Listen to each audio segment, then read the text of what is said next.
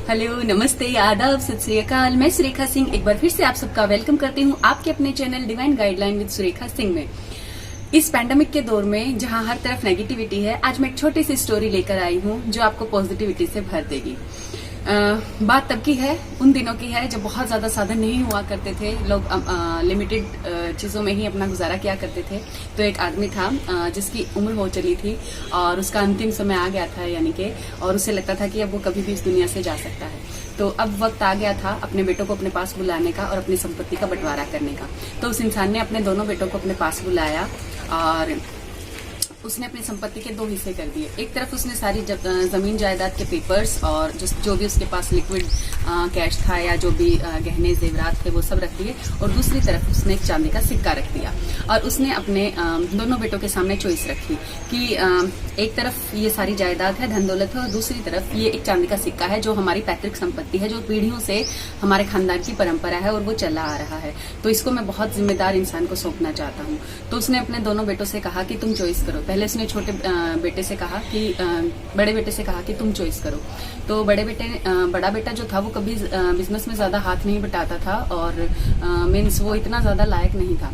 तो उसने कहा कि पिताजी, फिर भी उसने मन मार के कहा कि पिताजी कोई बात नहीं, आप मेरे छोटे भाई से पूछ लीजिए कि इस तरह की बातों में तो छोटे को ही हमें पहले मौका देना चाहिए। तो छोटे भाई ने कहा, जो बहुत लायक था, उसने कहा कि पिताजी मैं चाहता हूं कि मैं अपने खानदान की परंपरा को आगे बढ़ाऊं और मैं ये सिक्का लेना चाहता हूं, अगर मेरे बड़े भाई की इजाजत है तो। क्योंकि वो जानता था कि उसका बड़ा भाई अपनी मेहनत के बल पर आगे नहीं बढ़ सकता है। तो उसने वो जो जमीन जायदाद थी, उसने सोचा कि ये मैं अपने बड़े भाई को लेने देता हूं, मैं तो कहीं से भी स्टार्ट कर सकता हूं। उसको बिजनेस की बहुत अच्छी नॉलेज थी, अपने पिता का बिजनेस वही संभाल रहा था। तो उसने वो सिक्का अपना लेता है, बड़ा भाई मन ही मन खुश होता है और उस सारी धन संपत्ति जायदाद को लेकर के दोनों खुशी खुशी लौट जाते हैं, अपने अपने काम पे लग जाते हैं। कुछ दिन बाद पिता की मृत्यु हो जाती है।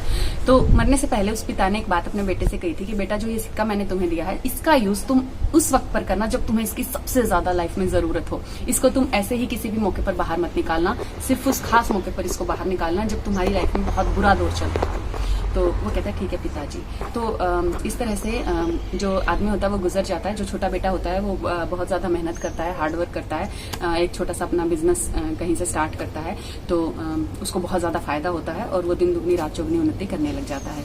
इधर जो बड़ा भाई होता है वो इतना ज्यादा लायक नहीं होता, उसको बिजनेस में लॉसेज होना शुरू हो जाते हैं। पैसा जोड़ना तो दूर की बात है, जो उसके पास ऑलरेडी होती है धन संपत्ति, वो उसमें से भी खर्च करने लग जाता है और उसको लॉसेज होने शुरू हो जाते हैं। इधर जो छोटा भाई होता है वो जो दिन रात मेहनत कर रहा होता है, उसका भी बुरा वक्त शुरू हो जाता है और एक वक्त ऐसा आता है, किस्मत उसका साथ नहीं देती है, उसको बहुत सारे लॉसेस होते हैं और वो मतलब आज एक दिन ऐसा आ जाता है कि उसको अपने बच्चों को खाना खिलाने के लिए भी पैसे नहीं होते हैं। तो बहुत सोच समझ कर उसको अपने पिता की बात याद आती है कि इस सिक्के को तब निकालना जब तुम्हें इसकी सबसे ज्यादा जरूरत हो। तो वो सिक्के को निकालता है और जौहरी के पास जाता है, सुनार के पास जाता है और उसको कहता है कि एक दिन के लिए मेरा 2-3 दिन के लिए मेरा ये सिक्का गिरवी रख लीजिए, मैं 2-3 दिन बाद आके आपसे ये छुड़वा ले जाऊंगा।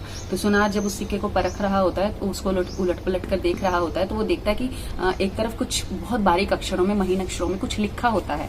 तो वो कहता है कि भाई जरा देखना, तो मेरी तो नजर बहुत कमजोर है, तुम जरा एक बार इस सिक्के को देखना, इस पर क्या लिखा है। तो वो लड़का जब उसको देखता है सिक्के को, क्योंकि उसने इससे पहले उस सिक्के को ध्यान से कभी देखा ही नहीं होता, तो वो अचानक से उसको जो वो पढ़ता है, उस पर जो लिखा होता है, तो उसके दिलो दिमाग में करंट सा दौड़ जाता है। वो तुरंत खड़ा होता है और कहता है, सेठ जी मुझे इसका वापस दे दीजिए, मुझे इसको नहीं गिरवी रखना है। तो सेठ कहता है, भाई क्या बात हुई, क्या मतलब अब पैसे की जरूरत नहीं है? वो कहता है, पैसे की जरूरत है लेकिन मैं ये सिक्का गिरवी नहीं रख सकता। हाँ, अगर इसके बदले में आप कोई काम मुझे दे सकें 2-3 दिन के लिए, या कोई आपके पास जॉब है तो आप अगर वो मुझे दे सके तो मैं कुछ भी करके मतलब बहुत अच्छे से काम करूंगा और मुझे काम की बहुत ज्यादा जरूरत है इस वक्त। तो सुनार जो होता है उसका सोने का काम होता है, जिस सोने से वो गहने बनाता है वो पास के एक शहर से आता था। उन टाइमों पर डाकू बहुत हुआ करते थे उस शहर के, और उसके जो उनका शहर था उसके बीच में डाकुओं का एक गढ़ होता था, जंगल के बीच से वो रास्ता होकर गुजरता था। तो उसका जो सोना था वो कई बार लूट लिया जाता था। कोई ऐसा इंसान उसे चाहिए था जो उसके सोने को सही सलामत उसके पास पहुंचा सके। तो उसने कहा, काम है लेकिन मेरा तो भाई ये काम है और ये बहुत जोखिम भरा काम है। तो अब उस लड़के को काम की जरूरत थी, वो बहुत डेयरिंग था, बहादुर था। तो उसने कहा कि जी सेठ जी मैं आपका ये काम बिल्कुल करूंगा। तो वो सेठ का सोना लाने लग जाता है। 2-3 बार वो अच्छे से लाता है, लेकिन फिर एक दिन क्या होता है कि उस पर डाकू अटैक कर देते हैं। वो अपनी जी जान की बाजी लगा देता है, क्योंकि वो बहुत डेयरिंग होता है, बहुत अच्छे से लड़ता है उनके साथ, और उस सोने को सही सलामत सेठ के पास पहुंचा देता है, खून से लथपथ। जब वो सेठ के पास पहुंचता है तो सेठ उसको देख करके बहुत ज्यादा इंप्रेस हो जाता है कि दूसरे के पैसे के लिए, दूसरे के सोने के लिए जब इसने इतना जोखिम उठाया है, तो अगर ये इसका खुद का सोना होता तो फिर ये क्या कुछ नहीं करता इसके लिए। तो वो कहता है कि बेटा बात ऐसी है कि मैं बहुत बूढ़ा हो चला हूँ और मुझे तुम पर पूरा भरोसा है, क्यों नहीं तुम मेरे बिजनेस पार्टनर बन जाते, क्यों नहीं हम साथ काम करते और अपने बिजनेस को आगे बढ़ाते। क्योंकि उसको उस लड़के में बहुत पोटेंशियल दिखाई देता है, उसको लगता है कि हाँ ये मेरे काम को बहुत अच्छे से आगे बढ़ाएगा और दिन दुगनी रात चौगनी उन्नति करेगा। अब लड़का अंधा क्या मांगे तो आंखें, उसको काम की जरूरत थी और वो भी अपना एक बिजनेस स्टार्ट करना चाहता ही था। तो उसने तुरंत हाँ कर दी और वो उसने सारा काम संभाल लिया। धीरे धीरे उसका जो बिजनेस था वो बहुत फैलने लगा, आसपास के शहरों में भी उसकी दुकानें हो गई और उसका काम बहुत ज्यादा बढ़ गया। इधर दूसरी तरफ जो छोटा भाई था, जो बड़ा भाई था, उसको बिजनेस में लॉस होने लगे और ऐसी हालत आ गई कि वो कंगाल मतलब बिल्कुल कंगाली की हालत में पहुंच गया, उसको बहुत ज्यादा लॉसेस हो गए। तो ऐसे ही एक दिन जो सेठ था वो बैठा हुआ था, वो दोनों बैठे हुए थे, सेठ और वो जो छोटा बेटा था। तो उसने कहा कि मुझे एक बात तो बताओ, उस सिक्के पर ऐसा क्या लिखा हुआ था कि जिसको देखकर तुमने अपना फैसला बदल दिया। तो उस लड़के के दिमाग में एकदम से बिजली सी कौन जाती है। वो कहता सेठ जी इसका जवाब मैं आपको आकर दूंगा, पहले मैं एक काम करके आता। तो वो दौड़कर अपने बड़े भाई के पास जाता है। वो सिक्का उनको दे करके, अपने बड़े भाई को दे करके कहता है कि भाई लो, इससे मुझसे ज्यादा इसकी जरूरत अब आपको है, आप इस सिक्के को अपने पास रखिए और अपने बिजनेस में आप आगे बढ़िए, दिन दुगनी रात चौगनी आप उन्नति कीजिए। तो वो कहता है कि क्या इस सिक्के में ऐसा क्या है कि इस पे क्या कोई मंत्र लिखा है जिसको फूंक के मैं रातों रात अमीर बन जाऊंगा जैसे तुम बन गए। तो वो कहता है ये तो आपको देखकर ही पता चलेगा। तो जब वो इस सिक्के को निकालता है और उस पर लिखी लाइनों को जब वो पढ़ता है तो एकदम से उसके दिमाग में भी करंट सा दौड़ जाता है, बिजली सी कौंध जाती है और वो कहता है कि हाँ मेरे छोटे भाई मुझे माफ कर दे, मुझसे एक बहुत बड़ी गलती हुई। तो वो वापस आता है सेठ के पास वो सिक्का दे करके और तो सेठ जी फिर पूछते कि बताना भाई क्या लिखा था उस सिक्के के ऊपर। तो वो कहता है सेठ जी उस पर लिखा था कि ये वक्त भी गुजर जाएगा और इसीलिए मेरे पिताजी ने ये कहा था कि बहुत ज्यादा जरूरत के समय पर इस सिक्के को तुम बाहर निकालना, क्योंकि जब आपका अच्छा वक्त चल रहा हो और उस समय अगर कोई आपसे ये बात कहे कि ये वक्त भी गुजर जाएगा तो आप डर जाओगे कि मेरा ये अच्छा समय है और ये बहुत जल्दी बीत जाएगा।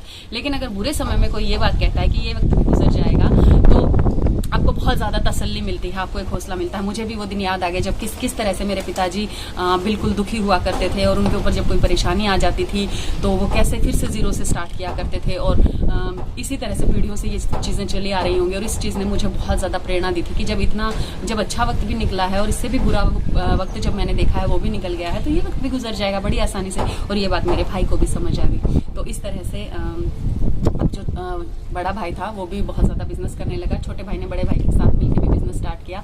दोनों ने खूब सारा नाम कमाया, नाम शोहरत पैसा सब कुछ कमाया। तो हमारी जिंदगी में भी ऐसा ही होता है। हम भी जब कभी बुरे दौर से गुजर रहे होते हैं तो डूबते को तिनके का सहारा होता है। अगर कोई छोटी सी भी तसल्ली हमें मिल जाती है तो हमें बहुत खुशी मिलती है। और जब अच्छा वक्त गुजर जाता है तो बुरा वक्त भी गुजर ही जाएगा। हाँ, बुरा वक्त लंबा जरूर लगता है लेकिन अगर अपनों का साथ हो तो बुरे से बुरा वक्त भी बहुत इजीली कट जाता है। जब भी आपकी लाइफ में कोई बुरा वक्त आए या जब भी आप लो फील करें, आपको अच्छा ना लगे तो उस वक्त मेरी स्टोरी को याद कीजिएगा। आई होप उस टाइम आपको बहुत अच्छा फील हो और आप भी थोड़ी सी आपको भी तसल्ली मिले उस टाइम और में भी आप भी अपना जो जोर शोर से अपना काम दोबारा से स्टार्ट कर सकें और अपने अंदर एक जोश भर के एक नई शुरुआत कर सकें। आई होप मेरी बातें आपको अच्छी लगी होंगी और आप उनके बारे में सोचेंगे तो जरूर। Thank you.